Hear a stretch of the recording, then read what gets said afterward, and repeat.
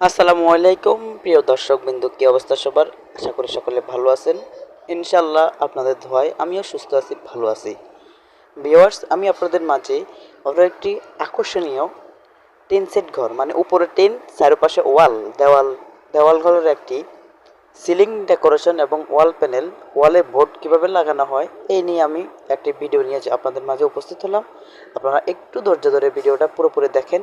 সিলিংয়ের বিষয়ে যাবতীয় সব কিছু তথ্য এবং গোপনীয় তথ্য, কোন সিলিংয়ে কত টাকা খরচ হবে, কোন ডিজাইন করলে কীরকম খরচ হবে, দেওয়ালে লাগালে কীরকম খরচ হবে, ইনশাল্লাহ সব কিছু আমি এই ভিডিওতে বলবো। আপনারা সব কিছু বিস্তারিত জানতে পারবেন।